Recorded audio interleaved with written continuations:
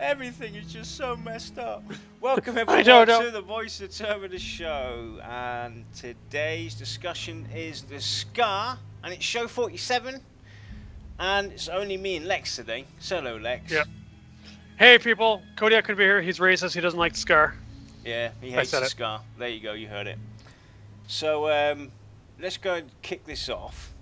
And before we actually do that, let's go and bring up the news on the vote, because the vote has been revisited by MMORPG, and there was and there was in fact some meddling, and the vote came to 31.8% for Pantheon Rise of the Fallen, and with that they are officially the most wanted MMO of 2017. So congratulations to Brad and the team at VR. We're rooting for you, and well deserved for a out of this world result. Nothing even close, remotely close to Pantheon Rise of the Fallen. So congratulations there. Yep, big round of applause. Yep. I would like to say though, although this is not super accurate in the industry as a whole, remember that a lot of the older gamers use MMORPG.com. Mm-hmm. So that's the majority of the player base that the game is going to probably receive for the most part. And you can see that nothing else even comes close to it. Mm. That's a very good sign. Definitely. So it's going to kick off the show. And it's actually the final show we're doing on the races. Up to as of now, until maybe one day VR decides to bring out more, or give us more info. Maybe release another race. Maybe there's something hidden. Maybe frog logs. Who knows? No! Absolutely not. I know somebody would be really happy to see frog logs. Oh, I'm sure. Right, so, Skar, short description. With an insatiable greed and appetite for carnage, the Skar fear nothing and have proven to be their own greatest adversary. And we'll actually learn more about that, why they're saying that. So let's go and get into it. So, on the Skar, if there was an opposite to any good thing in every race, the Skar would stand alone in the extreme. Suicidally vicious, tribal and short-sighted, the Skar fear only their 9 god. And are their fervent only in their hatred. A ravenous desire to consume fits with their thin, predatorial size and build. They attack to overwhelm quickly, lacking exceptional endurance. Their role on the stage of Terminus has the most uncertainty, for their battles rage as much within Scargle as outside of it. So it sounds like they're like fighting amongst each other as well. Basically, if you're not on my side, like specifically my side, not our side, then you're an enemy. Yeah, it sounds like basically you ate my meal. Yeah, or you're not of my clan, so you're an enemy. If you're not on my specific side for however they decide to do that, you're food. Yeah, definitely. Yep. So of their tale, what truth can be grasped about a race that keeps no written records of its past? The futile search for knowledge regarding Terminus's most recent arrival has been compelled by more concern than curiosity, until the elves stole from Scargle one unfortunate informant, a young Kagan slave named Baknoy. Her testimony has borne scrutiny and the passage of time horrifyingly well. It was a lens that helped burn through the fog of myths and madness that attends these awful beasts, her broken translated words piercing a veil of fear and assumption. And here's a quote. They spoke of a planet called Dahoth, but without a shred of longing. Their one deity had a name very similar, Dashath, which we learn means the 9 god. Towards it, they held something much closer to hate.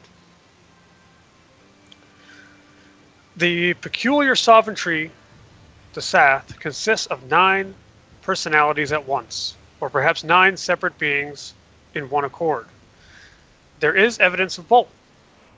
In that age, there was no Skar, but a race known as the Azag. I'm going to say Azagan. Azagan. Once nomadic, the lands of Azagan inhabited. Okay, sorry. Let me start that one over. Sorry, I'm having a rough day, people.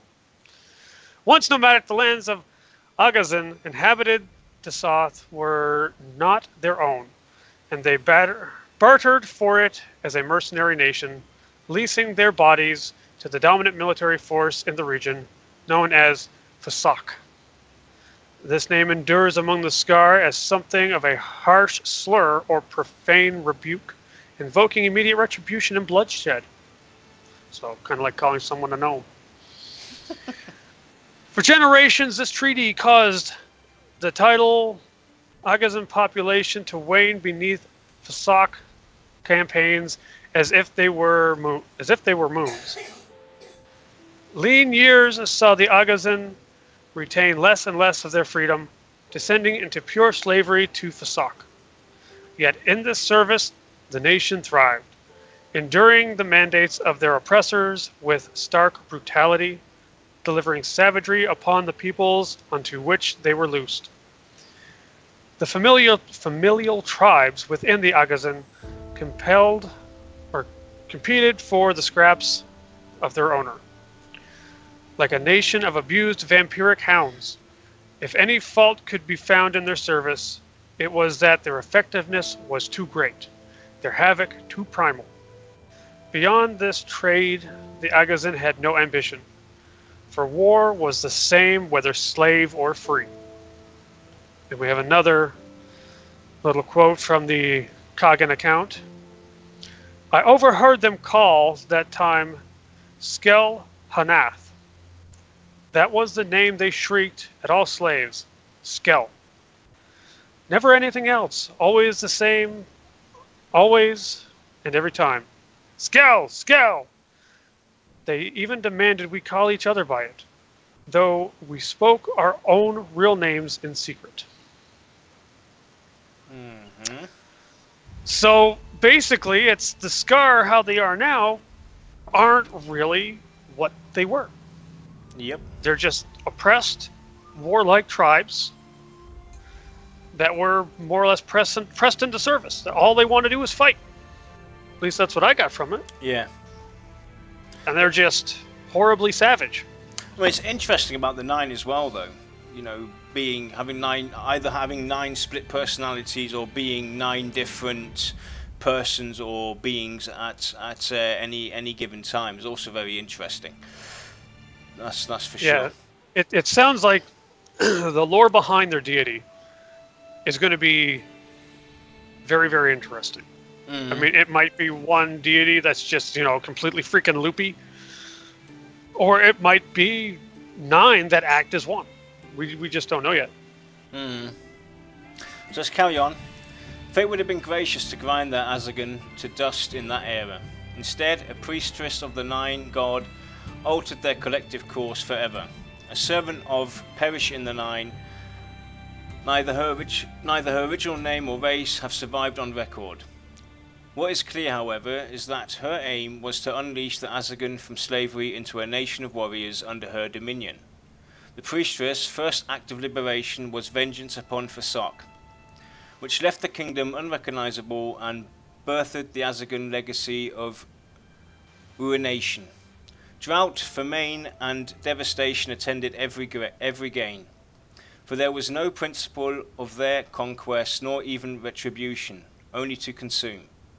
The whole of Desoth would have been eaten away in the wake of the Azagan onslaught, thus the 9 god interfered.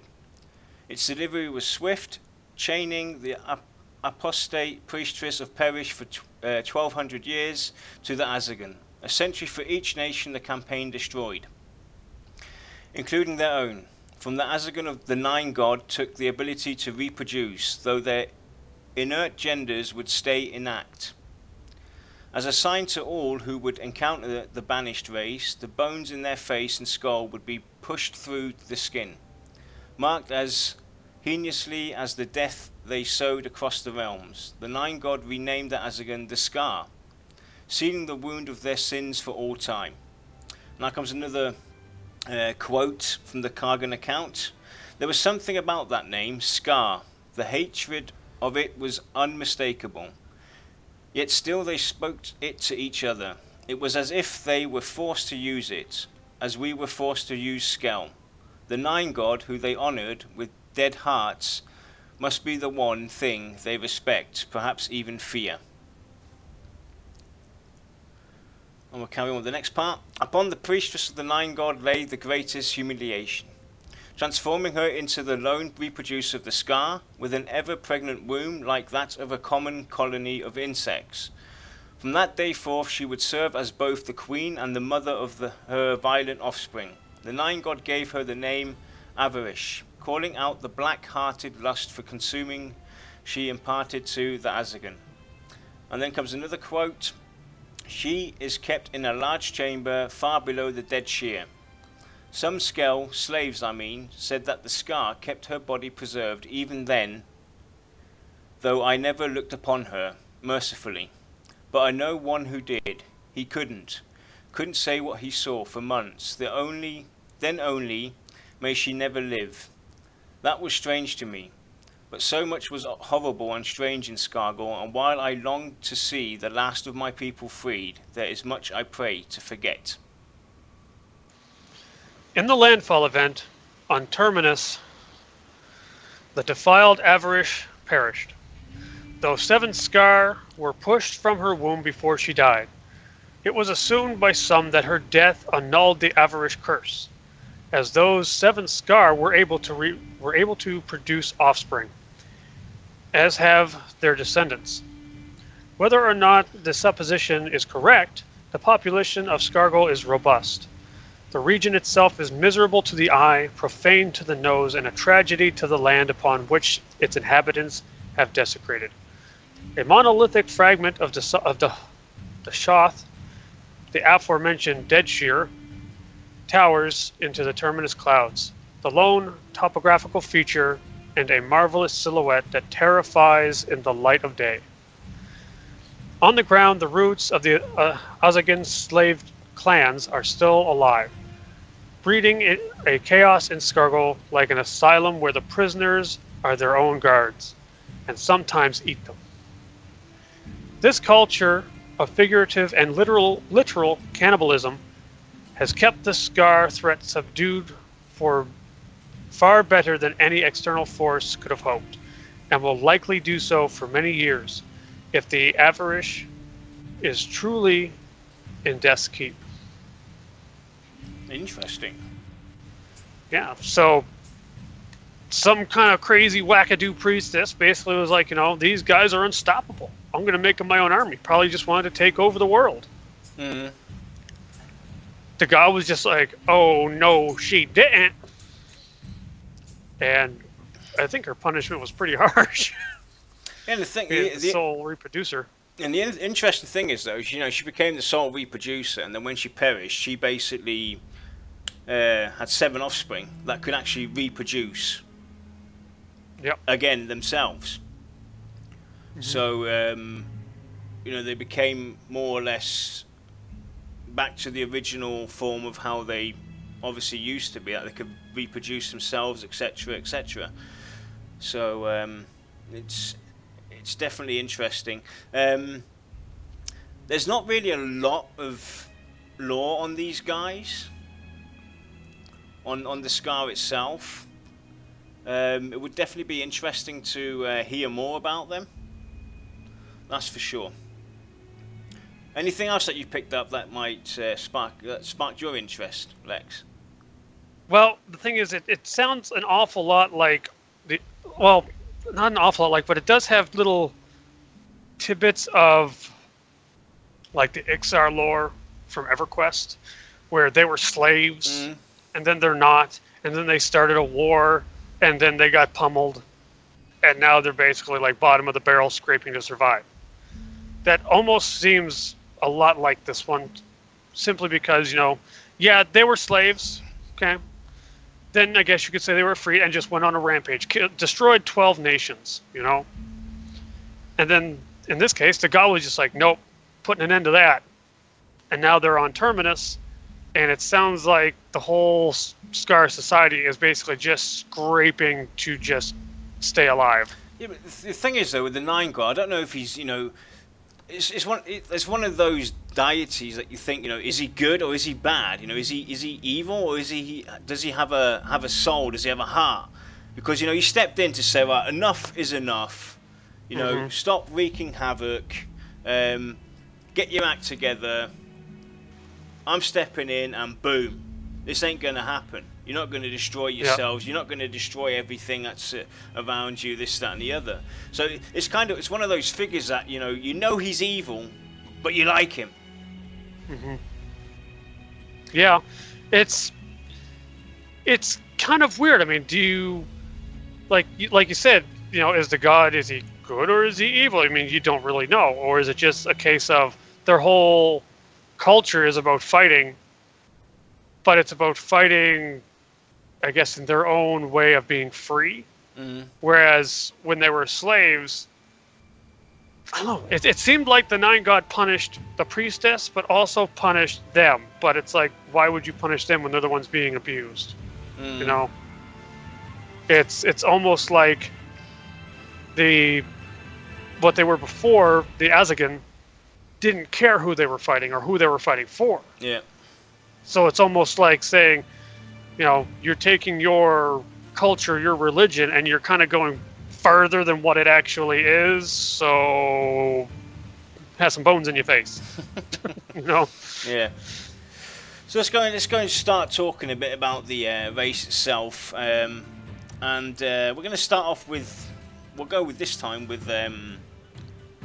their residents on Terminus, Scargle, and talk a bit about how you expect to see their area to be, where they live, how they live, etc. Because it's already written that that place is meant to be hideous and scarce, right, and I terrifying. I expect it to be like something out of a nightmare. You're going to see like torn apart, burnt trees, broken bushes, lots of rocks, lots of real drab, gray, blacks, dark brown kind of colors. I don't even know if we're going to see anything in the way of fortifications, because they don't come off as the building type. They don't really try to innovate. They're in it for the battle. So with you saying that, how would you see their buildings, their city being? What would be their main use of material, and how would it be set up? Honestly, I would see it being like perhaps like makeshift burrows, maybe caves, just kind of slapped together where they're not really so much worried that it's going to stand or it's going to be easy to protect. It's just, keep the rain off of me, and then tomorrow I'm going to fight some more. Yeah, I also see a lot of bones and skeletons and stuff like that, all over the place. Basically, marking out fear towards, people or visitors coming by. If you come near this place, this could be you. The shun fear of just running through there and seeing all these bones and bodies scattered all over the place. I see a lot of wood. I see them actually using a lot of wood as a material. Yeah, probably more sticks and logs, stuff that they can just pick up rather than actually, like, if you find a log, don't plane it down and chop it up into boards. Just throw it on. Just use it as it is. Right. Mm-hmm. Yeah, they're not, and I mean, Svarty's right. I mean, they're not tacticians. There's nothing in there saying they're tacticians. It's all brute force and just completely overwhelming their enemy, whether it be through numbers or just how brutally vicious they are. It's like they attack so viciously that the guys that are not in the front line are like, I'm out, to hell with this, just nope. So let's go and talk a bit about let's go into the classes a bit, because there's one thing that really kind of went straight at me when I was reading on this Skar. Lacking exceptional endurance. Now, with that in the back of your head, what classes could you see, and what racial how could this impact this race? You know, with the lack of exceptional endurance. Here's the thing. I mean, we don't know how the resource system's going to work for a lot of the classes. I'm going to assume that we can safely speculate on saying that endurance is perhaps a resource used by warriors or other things similar to that. So it's kind of like their mana, which means to me, either these guys won't make good warriors because they're going to have a huge penalty to their endurance or their resources, that the only way to really make up for that is going to be to give them raw stats or some crazy kind of ability or something, because that's a big deal to be able to say, you know, say you have an ability that causes threat as a tank, you know, every time you use it. Well, that means this ogre warrior who can use it 17 times before he runs dry is technically going to be better in a long fight versus a Skar who can only do it 8 times. You know, it really depends on how much they take away with your endurance. But like I said, everyone knows that I want to be a Dire Lord. I want to be an offensive tank. Skar is my race of choice because of the offensiveness of it. This really has me worried. I mean, I am deathly afraid that endurance thing is going to hurt me. You know? You know, the thing that basically kind of makes it non-void is the fact that their predatorial size and build. You know, with that also seen, you know, these guys obviously are going to be huge.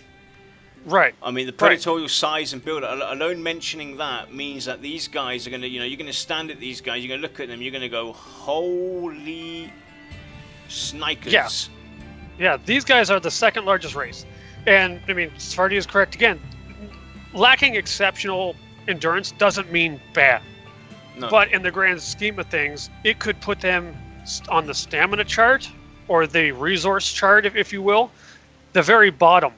If you were to rank tanks by the amount of resources they have, it could put them flat on the bottom without considering anything else, which I'm a min-max kind of guy. You know, I take everything into consideration. I weigh it, figure out what's more valuable. That's why that has me very, very concerned. Well, it has concerns for your standard, you know, physical brute tanks. I can't, you know, personally, I don't see a problem for a Dire Lord, based off the fact that Dire Lords or Shadow Knights, what, you know, for people out there that don't quite know where to put them, have a lot of, or had a lot of abilities to actually leech death or life off other enemies, etc. Were very high AE confronting, and through that they constantly gained life back. So it would put them more in the hybrid tanking area. Right, which might end up being like their perfect spot, being a Dire Lord, because I honestly couldn't ever see them being Crusaders. I mean, it just doesn't make sense. It's unless they basically say that a Crusader is an offensive tank, which I highly doubt, because we just don't know at this point. I'm just going to assume the Dire Lord is the offensive tank and just say that's where they fit. Yep. It works in their favor. We don't know if these other tanks, meaning non-warrior tanks, are going to have multiple types of resources they have to balance. We don't know if it's just going to be one resource. I mean, for all I know, endurance may only affect a Skar warrior. I mean, we just don't know. Or it could just be a generalized term saying whatever the resource is, they get a little bit less. Or maybe their regeneration is slower in combat or whatever. I mean, sky's the limit, really. So in terms of classes, that could potentially cause a lot of issues, but it might also be in their benefit as well, because people like me, I prefer to play the classes that require a high amount of skill, because that gives me personal satisfaction when I do well. I like being at a disadvantage in some respects. Their faction is obviously going to be terrible. That's great. That's great for me. I love that. I love having to do unconventional. I love being able to say I can't go in this town. What can I do? But so we'll go through the classes real quick. I mean, cleric. I can't see it. I'm sorry, I can't. Again, I can't see the Crusader. Warrior, absolutely I can. It might end up being more along the way of a offensive warrior, maybe, rather than a defensive, which pros and cons, so maybe a DPS warrior is a thing. Dire Lord, I hope so. Ranger, no, I can't see it. Rogue, absolutely. Monk, a monk is one of the classes where they can either say the monk is strictly a martial artist who's just out for fighting, who's all about obtaining perfection in his fighting style, or they can say he's the inner peace kind of monk. If it's the fighting style one, I could let that slide for a Skar. If it's the inner peace one, absolutely not. Sadly, I think that we're going to see a lot of... The thing is, when we talk about the classes, like we're doing right now, what if there is the option for both? Let's say, like the monk. The monk's a good example. You got the inner peace monk, how we all know him, discipline, this, that, and the other. I will not, I'm not going to go and kill you. I will just, disarm you, kind of guy. And then you got the other guy that's, the martial artist, and will whack you down. That might even be a possibility, depending on what race you pick. Yeah, you race can play. You can play the monk, but you're locked as the, I'm going to beat you down and kick your butt in your face, punching monk kind of thing. Instead of being like maybe the more. Let's take the. Who can we take as an example? The halfling monk, who says I'm going to be more of the disciplined one. So that might even be something that they could or might pursue to give you multiple options on how to play that character. Because when you see the Skar, just to quickly finish off with the monk, he's got the tools to be a monk. I mean, look at those claws. He's already got his hand fists. Yep. He's got his gloves on already. He'll be the only monk that uses slashing weapons. So carry on. Honestly, I think we're going to see a lot of reduction in the caster classes for this race, simply because they're just all about the fight. They're not about learning arcane secrets. They're not about controlling the environment. They're just get in there, smash face, take what I can, eat what I can, and move on. So I can't see a summoner. I'm sorry, I just can't see it. I can't see an enchanter, can't see a wizard, I can't see a druid. A shaman is the only caster type that I can see in there because of the whole mention of it being a tribal society. And honestly, that's still kind of pushing it a bit, for me anyway, because they don't seem like they would be all about, the shaman being spiritual. I can't see these guys being spiritual at all. So, but to me, every single race needs to have a tank class, they need to have a healer class, they need to have a DPS, they need to have a utility class. You need to be able to make a well-balanced group of classes from all of a single race because of starter zones, right? That's my philosophy. So that's why I look at this. But if anything, I think it's going to be the shaman, even though it's still kind of pushing the envelope a little bit. Yeah, I'm kind of with you there, but I'm going to toss in, for me personally, the druid. Being of a natural race with natural resources, etc. A close connection to nature. And that's the only reason why I'm throwing the druid into this mix, because of them using natural resources, wood, bone, maybe, and being a here's the thing though. Clan. The only thing that I would say to strongly contest that would just be that they don't care about the land. They're going to consume everything. They're like a swarm of locusts. Again, though, based on the fact if we just toss this into the mix and say you got the nature-loving druid, and then you got the chaos. Maybe druid. You get maybe you get a druid that's about exploiting nature. I mean, exactly. Without specialization knowledge, without racial knowledge, there's very little that we can actually kind of be like, yeah, this. But if there is kind of like the evil druid kind of specialization almost, and I mean, yeah, I could definitely see that. These guys just kind of scream, not good, just to put it simply, not good. They're not good with anybody. To me, a druid is good. A shaman could be considered bad simply because they can curse people, kind of thing. A rogue is considered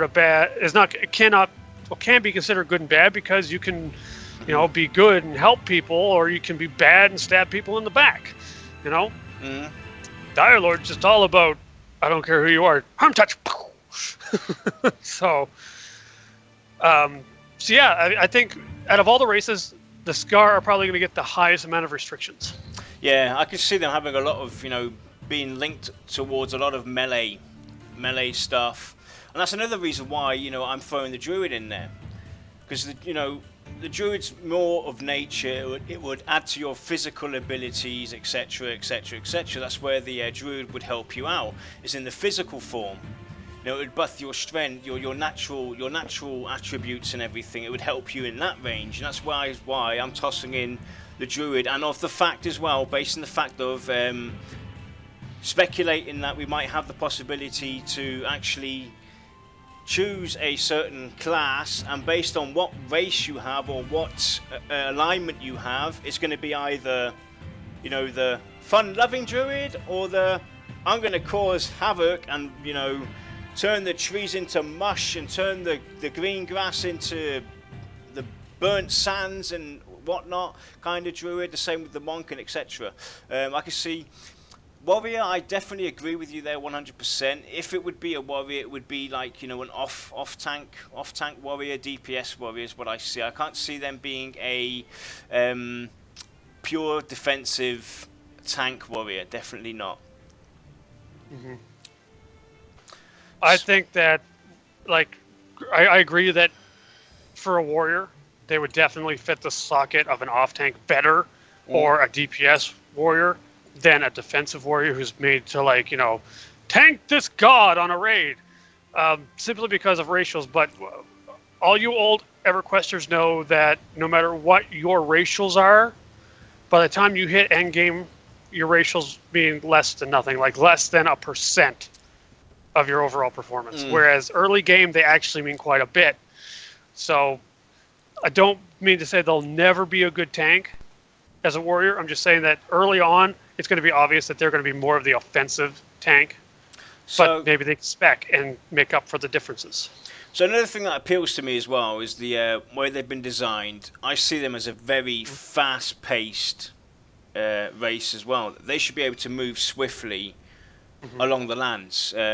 Those big massive legs and the claws and the way those legs are pushed back kind of give them definitely an advantage in speed, I would presume, as well. Well, I actually love the way that they're visually designed. I mean, look at them. They're sleek. They're granted they have a lot of these bone spikes sticking out of them and stuff, but overall, there's really not a whole lot of extra stuff to them. Their legs are very unconventional, and I love that they're going kind of away from it. It's humanoid, but with a twist. I keep saying that with Pantheon, the twist. I think they're going to have a very difficult time doing gear models for these guys. Yeah. To the point where, again, I'm kind of worried for them. Rather, I'm not worried for me as the Skar. I'm worried for them as the people having to do this stuff, because I mean, if you go to pantheonmmo.com/races/Skar, okay, you look at the picture there. Look at his feet. How on earth would you ever put boots on those feet? You can't do it. You just can't do it. But there are definitely going to be boots in the game that are probably going to be wearable by a Skar. So you got to think, how are those models going to be? It's going to be very interesting to see the way they go. Is it going to end up just being a leg wrap? Is it just going to be like a little band around the foot, like a sandal or something, or what? I mean, or are they actually going to take time to cover the talons? That's actually a really interesting thing to bring up as well, because when you think about it, if you look at these Skar models and everything, gear-wise, it kind of puts them at a disadvantage. Plate armor. How? How are you going to put plate armor on these poor fellows? They might just have they might have shorts instead of trousers. It's definitely interesting how they're going to do it. I could definitely see them having leg wraps maybe as an alternative for this race. Metal guards at the front of their foreleg to basically give them protection, so they wouldn't have a proper boot made out of metal or something on them, but they'd have a frontal kind of protection it's definitely interesting, especially with the if you look at that race or the model of him, he's got these massive spikes coming out of his shoulders as well. So how are you going to sit armor on top of that is the other question. Yep. Definitely a very bold design. And very challenging. Very challenging indeed. And I mean, I know what a lot of people are thinking. You know, it's kind of like how World of Warcraft does it with some of their stuff. It's like, say you're wearing a helmet and you got horns as a Tauren. You know, well, just let the horns stick out. You know, but personally, that bugs the crap out of me. You know, my guy will swing and I'll see the spikes start moving in the armor, and I'm just like, no. But that's just me being nitpicky, you know. I mean, when I'm in the middle of a fight, I'm not staring at my character. I'm usually staring at my bars and the mobs. But, I mean, even if you just take one piece, helmet. He's got all that hair. He's got all them spikes. He's got unconventional border to his face. It's going to be ridiculously hard. Another thing I'm going to throw at you now, because we're talking about it, what if this race, you know, let's say they have 7 pieces of gear, okay? You have your helmet, you have your breastplate, you have your shoulders, you have your forearms, you have your gloves, you have your trousers, and you have your boots. Right. Let's just go and speculate and just throw it out there and say, what if these guys don't need boots? Because if you look at those legs, they seem to be fortified. They seem to be almost like complete hooves all the way up to the middle of where their knee connects. It seems to be some stronger material, some... It's either that or, I mean, it is kind of dark where on his wrist you can see that there's almost like a blue wrap, right? So, wrists, yeah, that's not going to be too much of an issue unless they give you customizations with spikes coming out your forearms. Boots are going to be super difficult. Gloves are going to be difficult, but you could technically just...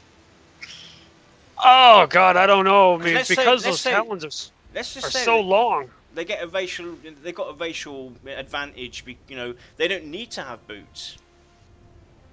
Now, why does Why does it have to be that, you know, you've got all these different races? They all have to have 7 sets of armor. You could go the route and say, right, because this race is superiorly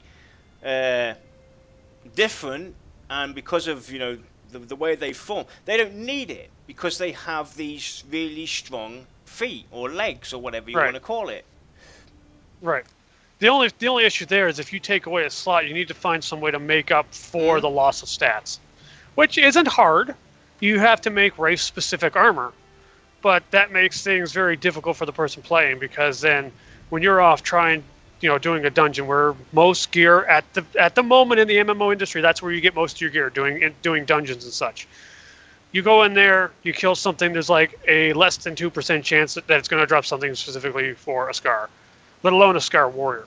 You know, so that causes potential loot issues. But yeah, but the thing is, you know, we have to go up. It's that simple. You know, we have to go up and be open to the possibility of an MMO not being like the next one. That's how I see. That's why I have that's why I'm always trying to approach this with a more open mind. Even though, you know, there are certain things that I definitely want to see. But if it doesn't happen, you know, then it doesn't happen.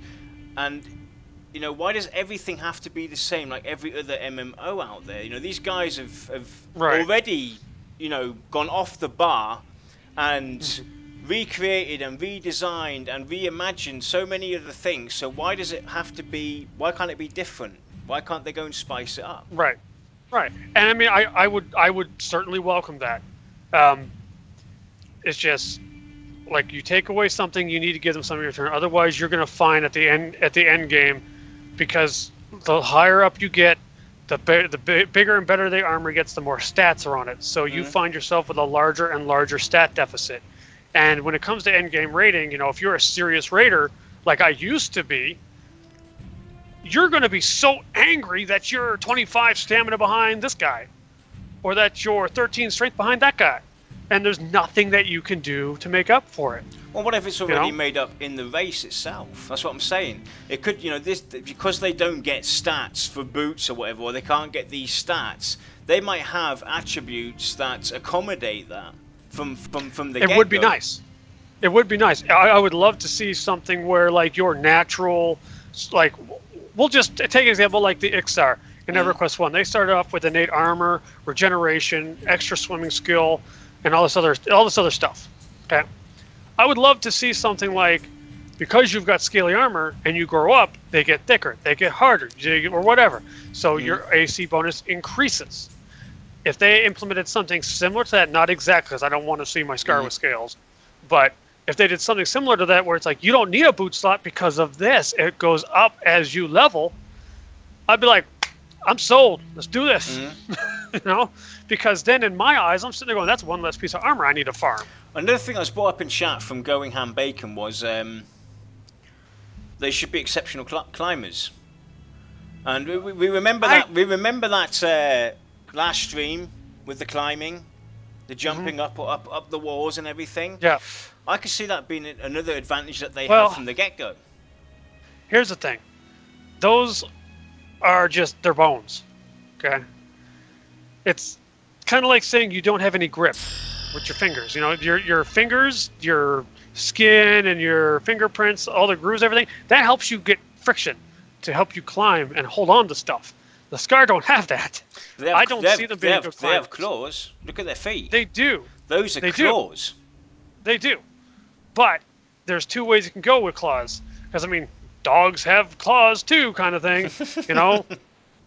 Not everything with claws can climb. Sometimes they just end up running in place and scratching it a lot, you know? Because these are also the second largest race on the planet. These are almost as big as an ogre. I don't think that those claws would actually help them. I think their own personal weight and size would actually be a detriment with those talons and claws. Who says it's bone, Smarty? Who says it's bone? For those feet, that doesn't look like bone to me. The feet don't. On the hands, they just said that their bones go out. Yeah, their bones go out, but that doesn't necessarily mean that their feet are actually of bone. If you look at those feet, they are completely different. They look completely different. They're textured a bit differently. I think those are actual claws, something completely different. But anyway, nonetheless, you know, it might be a possibility. Right.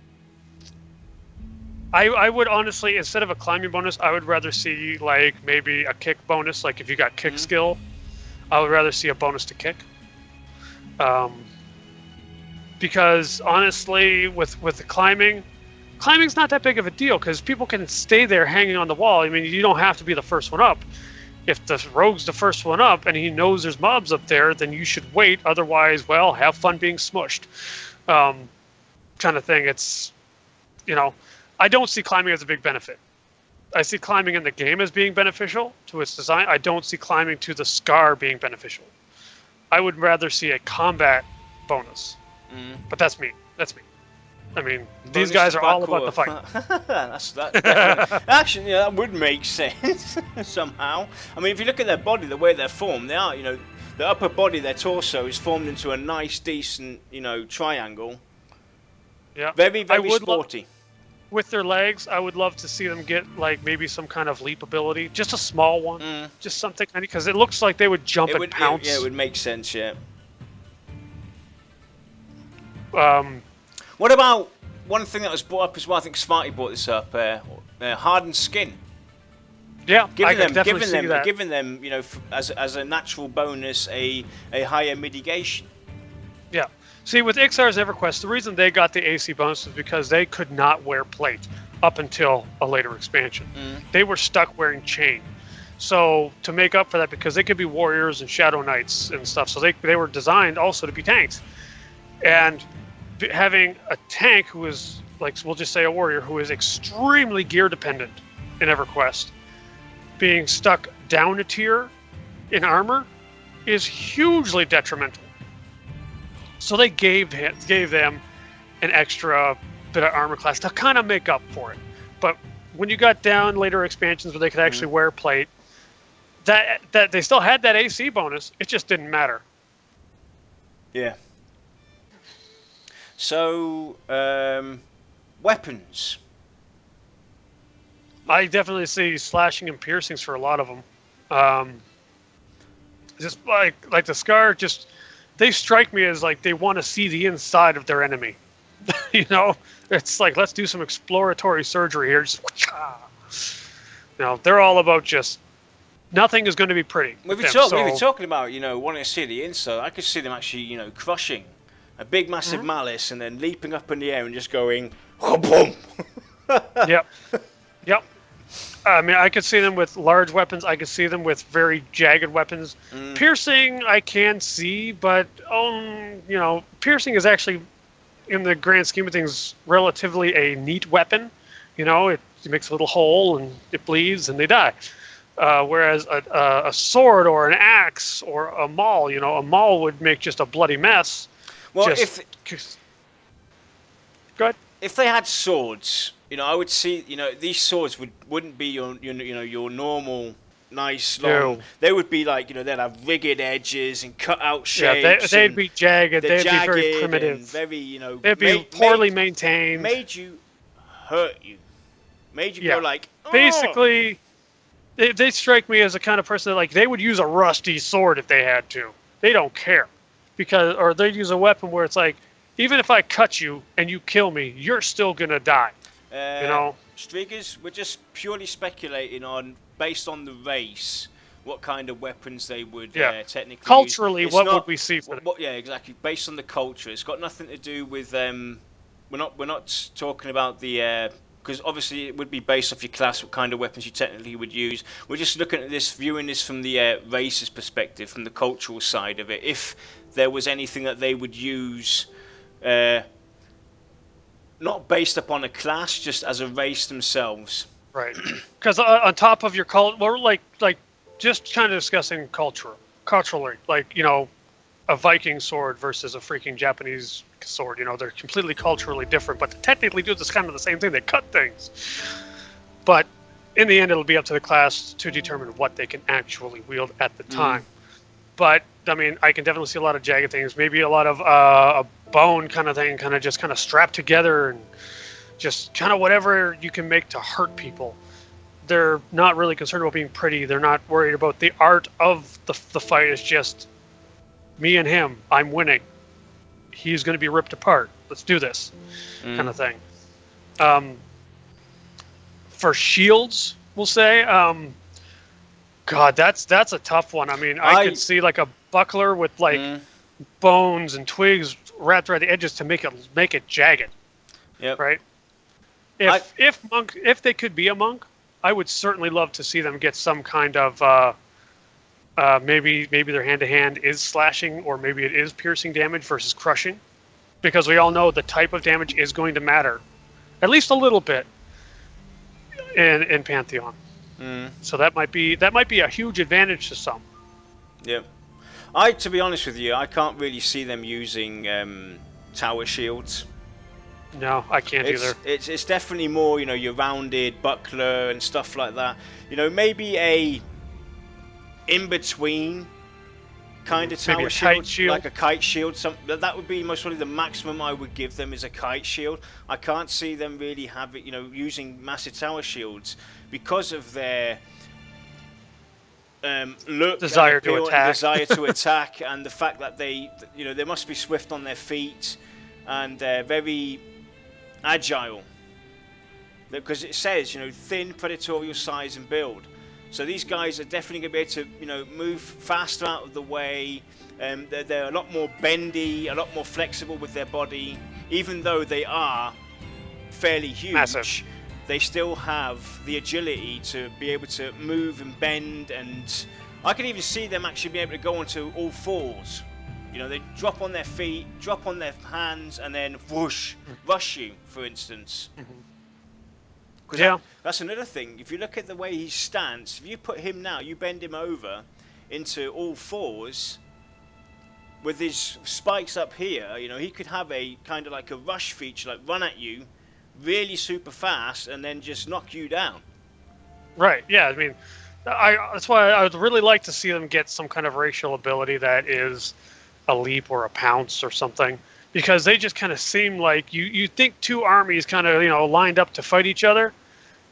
They're charging, and right before they meet, the Skar would leap and kind of like completely go over that first line of fighters, and they feel be taken, by surprise, and all of a sudden now, instead of having your normal one-on-one kind of battlefield that just kind of just forces pushing against each other, see who wins, the Skar can jump around through them and just be like, cause complete havoc, which could technically be their key to victory, But again, it really all depends on what VR's personal design dreams are. It's just what I see with those legs. A tower shield basically is like, just picture a rectangular box. That's what curved.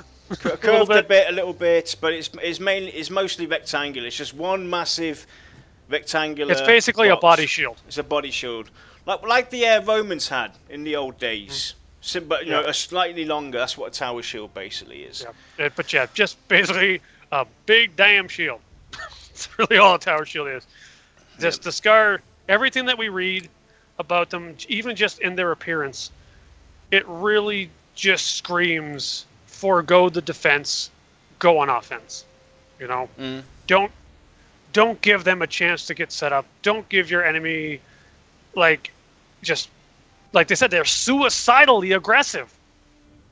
So maybe that's a racial restriction. They can't use shields, which would be the craziest racial restriction I've ever heard of. But I'd still play them.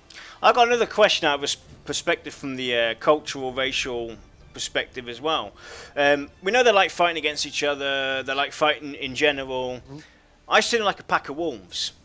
To be honest, if it's one Skar, he's going to be at a disadvantage, be weaker, maybe be a bit more frightened. But if they're like a pack, they are unstoppable. That's how I picture these guys. And from reading the lore, it's the stronger pack's going to is going to overcome all odds. Right. An alpha male.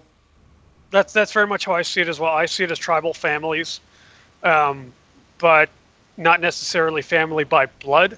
And it's kind of these things where you're not part of my family, you're the enemy, and it's basically run by the alphas. If someone is weak in their ranks, they will eat them.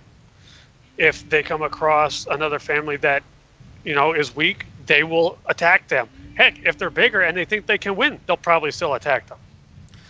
Right, so 2 questions from chat. We'll start with Celans. This is getting into the texture models and what kind of colours you could see their skin, for instance, being, etc. Do you think there would be any other colours rather than just a brown, light brown, dark brown? I myself could see a grey tone in there. To make your Skar look like a older alpha dog kind of guy. Grey tones definitely. Grey, browns, reds. Yep. You might even possibly see slight tints of blue, but they would still be very dark and most likely as a highlight. I think that's it. Because other colors like green and yellow just don't fit. So they're too bright and kind of joyous, I guess. So the second question, as we talked about the races classes earlier on that they could possibly have, going ham bacon. Can they be a necro? I myself can kind of see that, definitely. If there was going to be a mage class that they were going to be, I could definitely see it being more the necro than anything else. Yeah, if they can be any kind of caster, it would be necro. Yeah. If we're talking pre or post-release classes, bard, heck no. Can you imagine this guy strumming a guitar? Boing! Broke another string. He couldn't even beat the drums. Maybe. His claws would just go through. Boom. Yep. Oh. Skin needs to be changed. You hand him a flute and he just looks at you. What Are you serious? Yeah. Mongolian throat singing. So, we've covered weapons. We've covered, well, technically we haven't. Let's talk about because we kind of touched on it, but we didn't really finish. The armor again. What kind of armors do you see from a cultural side, the Skar having? I mean, as we see the picture, they're in cloth, wearing a lot of cloth by the looks of it, and a few leather straps maybe here and there. How do you see their cultural clothing? Does that picture represent how you would see them in general, or do you see other types of cultural clothing dependent on how they are? What they have in the picture seems a little too new for me. They kind of seem to me like they would use anything, plate, chain, leather, cloth. It's whatever they can scavenge. You know, it's you kill your enemy, you take what you can, you use it. You know, they don't seem like they would necessarily prefer a certain type of armor over any. It's just whatever you can find. How that would ever translate to a game would be quite difficult because of just the sheer amount of loot that usually is inside of an MMO. But if we were going to go for, like, say, culturally crafted, you would end up seeing like a lot of straight, jagged lines. Nothing that's not a whole lot of curvature to it. Not a whole lot of fine detail. It would probably just be like, it's there, it works, let's go. Like, if you're doing a breastplate, you're not going to have any intricate inscriptions or designs. It might actually have scrapes and scratches and dents and nicks off it and stuff. But they really don't strike me as any kind of race that really cares about what how they look. Is it functional, you know? Well, I have to say though, he's actually pretty well dressed.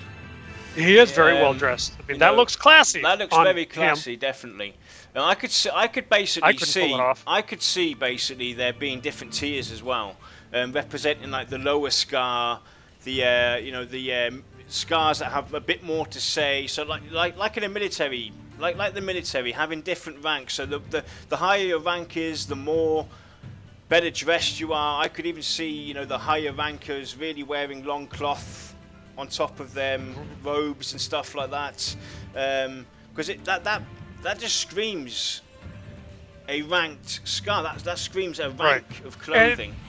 It might even just be the head of like the tribe, not necessarily a military rank, simply because I can't see these guys being organized at all. The ogres are the military geniuses, basically.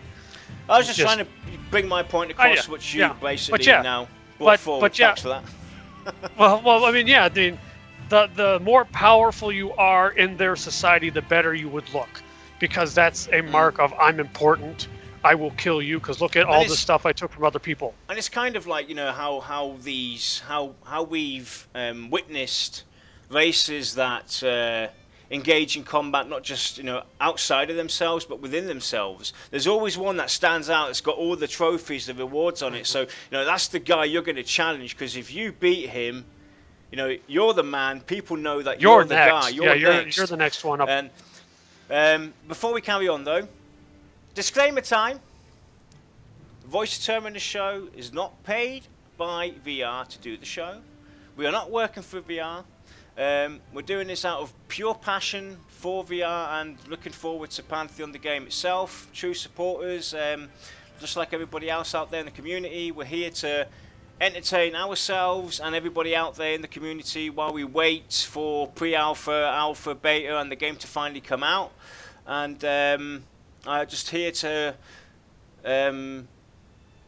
pass the time along, bring in some ideas maybe that might help the devs and help spark your interest towards the game, or even towards some of the ideas and everything to talk about and help form and shape some of the things, and also to help VR think of things that they might not have thought about.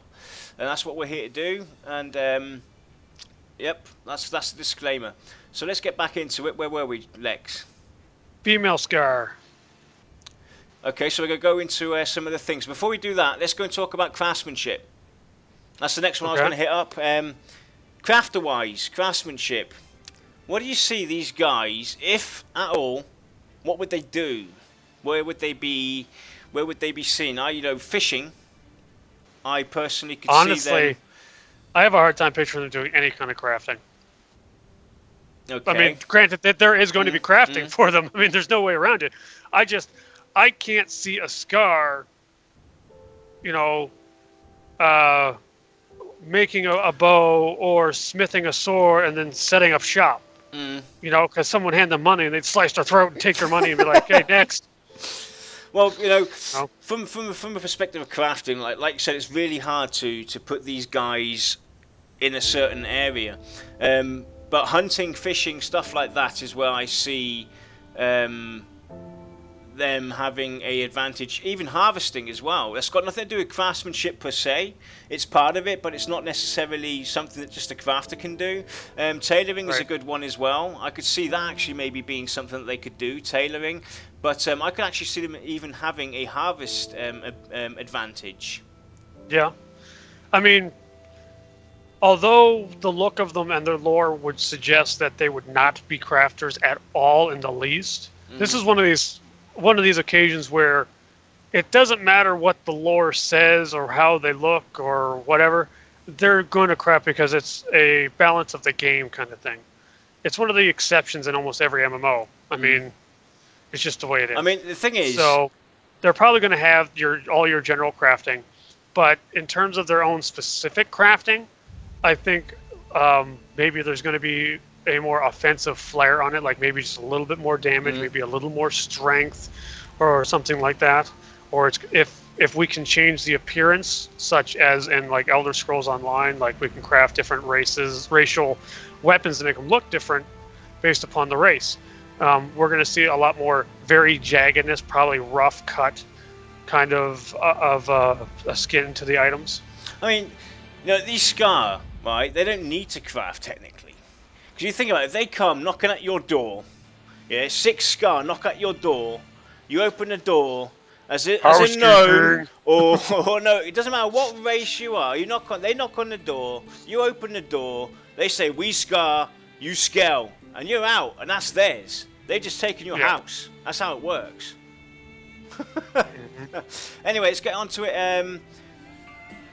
What about, what was the last one? Female Skar. Female Skar. I definitely see it. Oh, absolutely. Well, they said they do retain their genders.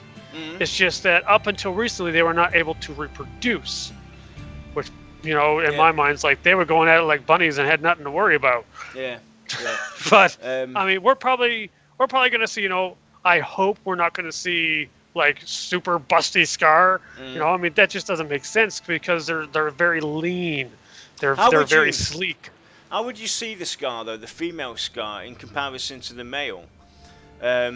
I personally think that the female Skar actually they're even more fearful. The ones you have to be more scared of. To be honest, I would see it either they're going to be like, because how with some species the female is larger or stronger than the male, or vice versa.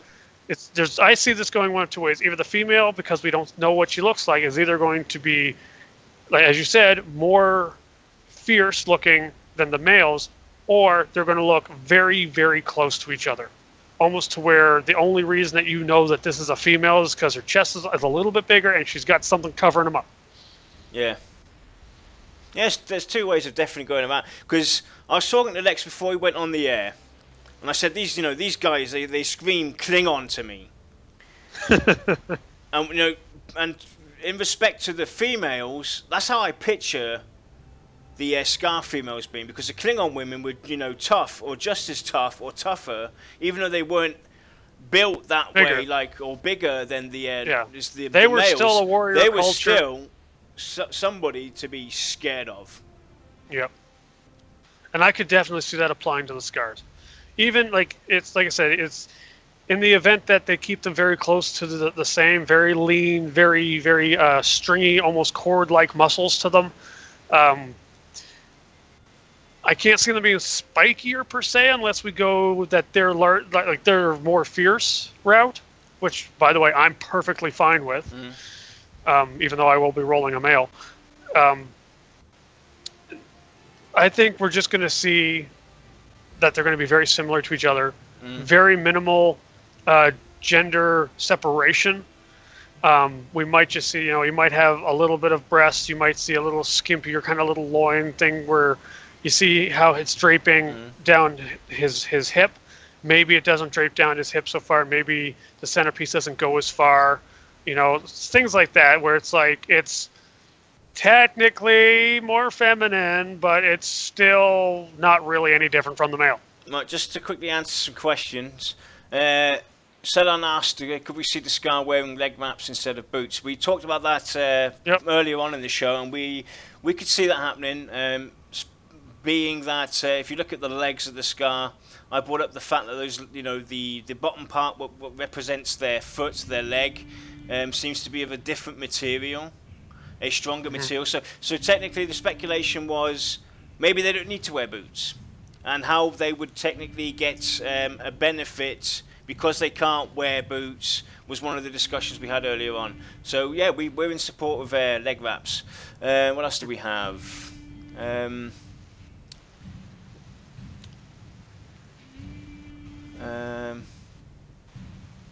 think I remember seeing something about currency. What currency would they use? To me, it would be bone. Yep, that's what I was about to say as well. Bone. Use little bones. Currency, yep. That just kind of makes it's either that or it'd be a barter system, really, but. Or claws, Yep. Claws off of the claws of your enemy. Of your enemy. Stuff like that is where I could see them using as currency. You bring me the claws of the clan leader from that Skar, and I'll give you that item for that for his claws or something like that. So I could actually see that. Well, one thing that comes up here is that what they could do between genders is just change the orientation of spikes, which would work. It would work perfectly fine. I mean, you don't have to have these races that have, obvious breasts and, bigger butts and stuff like that. I mean, honestly, I've been playing MMOs for 20 years, almost 20 years, or maybe a little more, because I was playing MUDs.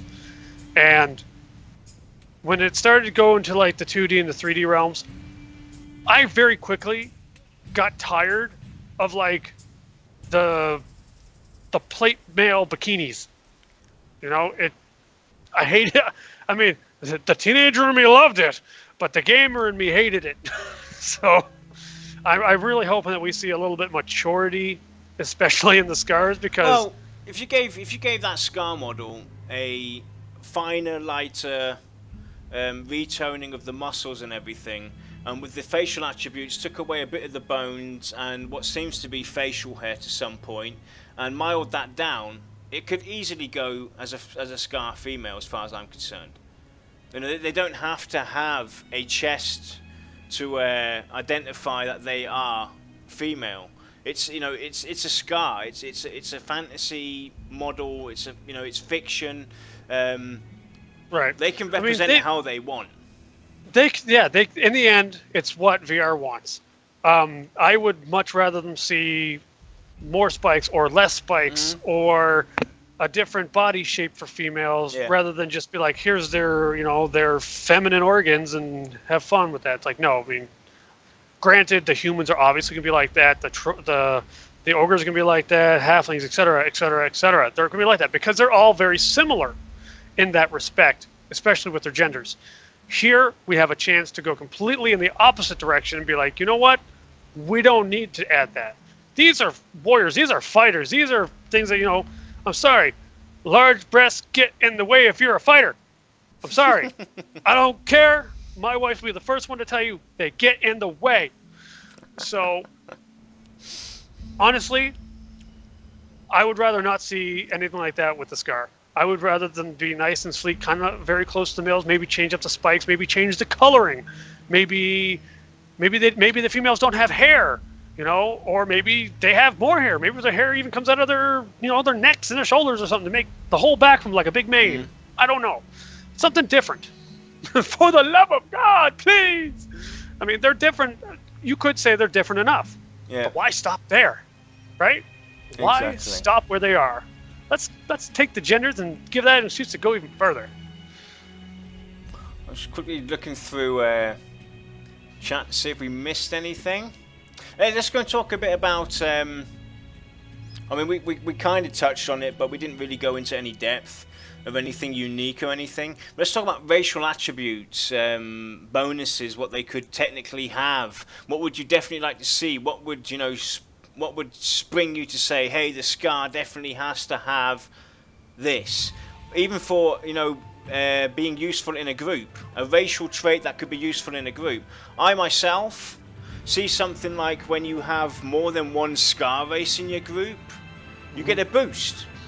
Yeah, you get like a pact like boost. An offensive fervor kind of thing. Yeah. Like everyone's almost like a little bit enraged because you're all of a sudden you're caught up in bloodlust or something. Yeah. I mean, I would love that. Or maybe you make that a racial ability. Last 30 seconds, you know, your entire group goes into a frenzy and just like ah. I mean, cool. I like it. You know, especially as a tank, I can be like, I'm a tank. I'm here to protect you, but I'm gonna make you hit harder. Watch this. You know. It's just something to spice things up. Anything else, Lex, that you would like to see? Or in general, what you think that they should have? Brad. Oh, dear Brad. Dear Saint Eridoon, please, pretty please, I'd like to see an in-game model of the Skar. That wasn't quite where we were trying to go. But, I know, but still, I had to do it. But to clear this up, Aradin posted out that screenshot of what he said was going to be his favourite screenshot and everything, and it had all the races on it they showed in the stream, and I just basically put out a tweet saying Leksur would love to see the Skar model. So that's where that just came from. Would they have a night advantage? I would think so. They're predators. To me, they're like they scream predator. Everything about them is about the fight and the hunt, and so I could definitely see that. I could see them with night vision and everything. Climates and stuff. What about a perception bonus? No, I don't think they would. They should. Because if you look at them from the perspective of how they are, you know, raw, and technically it looks like an animal. A sense of smell, in that perspective, not directly towards the perception system, but they could have a certain advantage dependent on certain aspects of perception. Maybe smell out something, have a better sense of smell, a better sense of hearing, maybe. Right. See, here's the thing.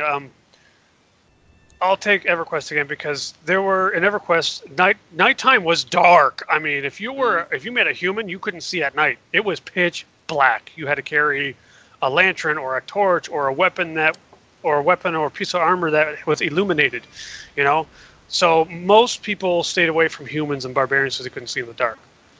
What if with the Skar they actually don't see so well during the day?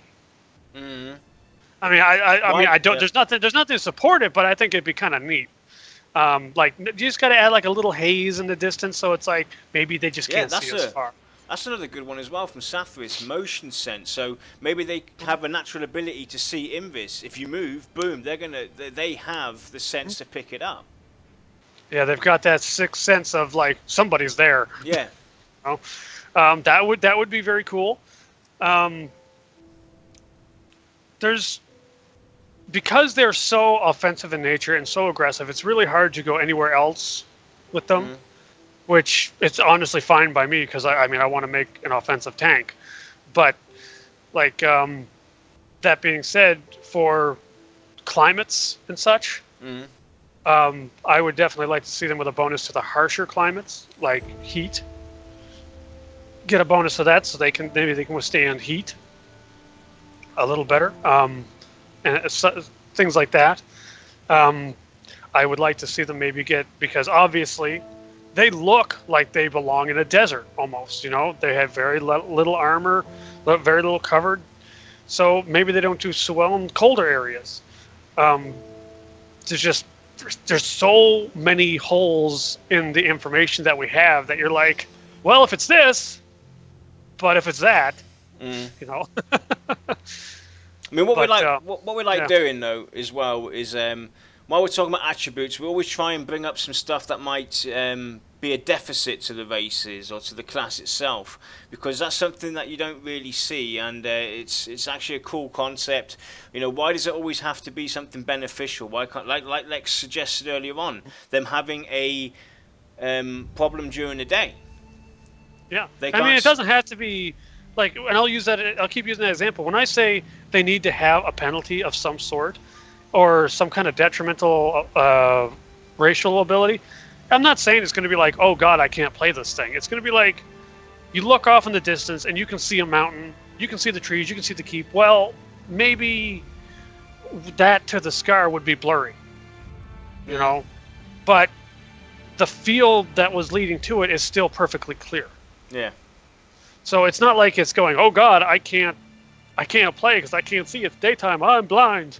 No, it's not what I am saying. I'm just like, just a little haze in the background. Someone's like, did you see that keep over there? Well, that's another. And I'm the one going, where? I see 5. Lorzian says enemies at night would glow with the heat at night for live mobs, of course. I can actually see something like a heat signature given off to living things. Yeah, I can see that. I like the idea of what Smoko said. Maybe a blood scent. When the mob is below 50%, you can get an increase in attack speed, stuff like that. A bloodlust. Right. Yeah. Like Fardy said, bloodthirsty. Yeah. Or you could even go and say something like maybe they have like a mechanic of their own that's like the more they attack, the less their defense is, because they just get so caught up in attacking. Where that would actually make sense as well. It would. You'd have to balance the numbers right, because you don't want to get too weak to where it's like, oh look, this level 5 went and knocked me out. Yeah. It's just like, you gain 5%, you lose 5% kind of thing, and that'd probably be the maximum. It's just a little give and take, because they're all just about the attack, so it should scream the attack. Everything about their grouping should be, I'm attacking. Why? Because I'm the strongest when I attack. So let's go and talk a bit about friend or foe. Obviously, they're let's say they have faction in the game. We would like to expand on that. Maybe you have to do a show about faction in itself, because we have quite a lot of ideas. But let's talk about faction and friend or foe. They seem to hate everybody, and they seem to be the most hated race out there. So do they have a friend? Or do they? Friends obviously is a no-go. I don't think they have any friends. But if they did, who would they get along with? Who would they least be willing to put up with and would work together with? Are they? To me, because these guys scream Ixar, or at least a successor to the Ixar lore. To those of you that aren't familiar with it, the Ixars were a lizard race in EverQuest 1. They had sub-factions within their faction where, say I'm a Shadow Knight, they have a Shaman, they have Monk, they have Necromancers and Warriors. I could be a Shadow Knight, but the Monks hate me. And they're still my race, but they hate me. I go by their trainer, he tries to kill me. That was very easy to do as an Ixar, because even in your hometown, everybody except your sub-faction tolerated you. And then just as you were going through, you would slowly get better faction with, the guards, your faction, and everyone else and all that. I could definitely see something like that being for the Skar. To me, friend or foe, the only person that would that would actually make them stop and respect, and not really respect, more like I'm going to think about this, would probably be an ogre. The only person that can stand toe-to-toe would be an ogre. So they're the only one where it's like, if I don't have my clan, we're going to get along. Maybe I'll go over here. I don't think I can do this. But we don't know. Maybe they're just so blood crazy that they don't care. That, this dragon is 5 times their size. They're like, whatever, let's go. Yeah. Because they are suicidally offensive. So I honestly don't even think the ogres or the Dark Mirror or anyone else is really going to want anything to do. I have to say though, I think the Dark Mirror would be another for me personally, and what Svarty said as well, I was going to bring up the Mir because I think that the Mir could have an influence on them. They could, but I think it would be more indirect. Yeah, it'd be indirect, but it's the Mir wouldn't be afraid to step up and say you really want to go. Yeah, kind of pull the puppet strings from the shadows, kind of thing. I could see that. I could definitely see that. So, what else have we got? You got anything? Yeah. The Mir are described as ferocious. I've never seen a ferocious fish in my life. As far as Leksur goes, the Skar-like eating rats. Mm-hmm. Alive, apparently. I like it when they squeal on the way down. Yes, I think we've covered a good jolt of it. So I think we can call it wraps and quickly move on to our other thing we got going, because we're on this Skar. We have a contest running. Don't be afraid to take part in this contest. It's not about skill or anything. It's just about having good fun. I'm going to bring it up. And, whoops, close that one down. And let's go and bring up our competition that we have called Scarface. I think I think it was our last show we did before the break. We were talking about one of the races and facial hair and this, that, and the other. Mm-hmm. And because Lex wants to play as Skar, yeah, it all came about because I said that when I play MMOs, I try to make the character look like me. If it doesn't look like me, then I usually choose a monstrous race because I go for broke. So that's how this came around. So what we want you to do is basically either sketch yourself a Skar on drawing paper or do it in Photoshop if you're good with that. Just be creative. You can create the Skar how you want. It doesn't have to necessarily have the same attributes as the one from VR, but it has to be Skarish. And give it a beard, give it facial hair, make it look, make a representation of Leksur's Skar model, and send those into our email address, which is giveaway@pantheon-vot.com. The information is also on our website. It runs until the 31st of January, till the end of this month, and you can win yourselves a Watcher's Pledge to give away. Yep. Or to use yourself if you haven't pledged yet and aren't quite sure. You can win a Watcher's Pledge. Just have fun. To those of you that don't know, the Watcher's Pledge does not give you beta or alpha access, but it is still a copy of the game. Is it one or is it two copies? I don't remember. It's one copy of the game. It's just the basic game itself. Yeah. So there you go.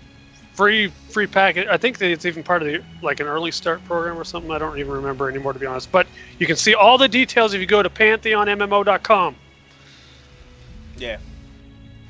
So we'd love to see some of the creations that you guys come up with. Just be creative. That's all it comes down to. Be creative. Is it possible to upgrade it? Of course, you can upgrade that package. I think any package is upgradable. That's as long as they haven't reached that stage, so you have time basically to upgrade it. Mm-hmm. It should be. Let me go and check before I go in. I was just saying, I'm not sure if pre-alpha testing starts and you have a Watcher's Pledge. I don't think you can just go and upgrade it to the pre-alpha to get in. I don't think it works that way. I could be wrong. I'm just saying I don't think it works that way.